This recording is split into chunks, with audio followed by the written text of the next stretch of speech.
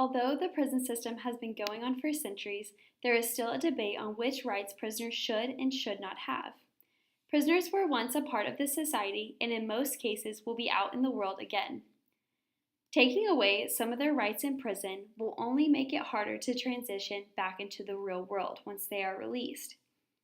Prisoners and inmates should have the right to vote, the right to good health care, and the First Amendment rights while in prison. Felons should be permitted to vote while in prison. Mandeep Dhami, PhD lecturer in criminology at the University of Cambridge Institute of Criminology, stated in her December 2005 article, Prisoner Disenfranchisement Policy, A Threat to Democracy, published in the Analysis of Social Issues and Public Policy, said the argument that allowing prisoners to vote would be costly and impractical is ethically unjustifiable. Similarly, the fact that prisoners lose many freedoms does not imply they should lose all their civil rights.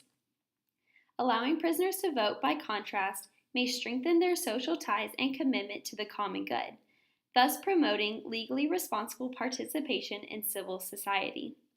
Jeff Manza, PhD, professor of sociology and political science at the Institute for Policy Research at Northwestern University, and Christopher Eugen, PhD, Distinguished McKnight Professor of Sociology at the University of Minnesota, stated in their 2006 book, Locked Out, Felon Disenfranchisement in American Democracy, said, prison administrators have a responsibility to maintain a safe and orderly environment in prison, and they have a great discretion in determining which individual deprivations are necessary to meet these goals.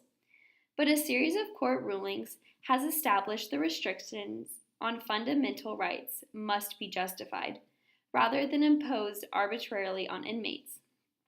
Where rights such as access to the courts or to free expression are not clearly part of the punishment or necessary for prison administration, they are generally retained by inmates.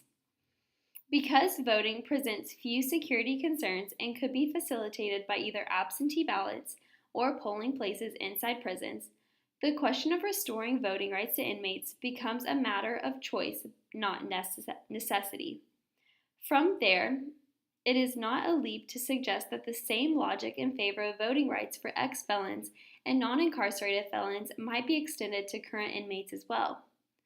Allowing voting provides a causeless way of allowing them to practice citizenship. Waverly Jones, the son of a murdered police officer, stated the following in a June 24, 2005 article by Michelle Chen titled, Felon Voting Rights Conflict Hits Federal Court, published in the New Standard. He said, voting is not a privilege. It is a fundamental right in any society that desires to serve the interest of its people. And to take it away because you've committed a crime is unjust. It will allow them to organize themselves in prison to vote what is in their best interest. And I think that will improve the quality of participation in this type of electoral system. Felons should have the right to good health care. The 2.3 million Americans currently being held in the correctional facilities across the country suffer a much higher rate of serious and chronic illness than the general population does. Health Day reporter Amanda Gardner stated, of these roughly 2 million inmates, about 800,000 suffered from a chronic condition that generally requires medical attention: diabetes, hypertension, a prior heart attack, or a previously diagnosed cancer, among a few other diagnoses. Dr. Andrew P. Wilper, an instructor in medicine at the University of Washington School of Medicine, said, compared to non-incarcerated citizens, inmates in state jails were 31% more likely to have asthma, 55% more prone to have diabetes, and 90% more likely to have suffered a heart attack. 38.5% of inmates in federal jails, 42.8% of inmates in state jails, and 38.7% of inmates in local jails, respectively, had a chronic medical condition. Among inmates with mental conditions that had been treated on the outside, 69.1% of federal prison inmates, 68.6% of those in state facilities, and 45.5% of those in local jails were not taking their medication at the time of their arrest.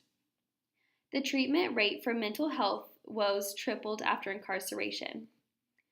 14% of those in federal prisons, 20% of state prison inmates and 68.4% of those in local jails had not yet seen a healthcare provider since their incarceration. Despite persistent health problems, the report found there's some alarming data that suggests that those inmates with chronic conditions don't get the care they need when incarcerated, and that's Eighth Amendment illegal. Given the huge cost of incarceration, we're foolish not to ensure that inmates get the basic care that would allow them to have a better chance of rehabilitation. This suggests the need for universal access to health care. In 2011-2012, an estimated 40% of state and federal prisoners and jail inmates reported having a current chronic medical condition, while about half reported ever having a chronic medical condition. 21% of prisoners and 14% of jail inmates reported ever having tuberculosis, hepatitis B or C, or other STDs. Both prisoners and jail inmates were more likely than the general population to report ever having a chronic condition or infectious disease. The same finding held true for specific condition or infectious disease. Among prisoners and jail inmates, females were more likely than males to report ever having a chronic condition. High blood pressure was the most common chronic medical condition reported by prisoners, which was 30%, and jail inmates, which was 26%.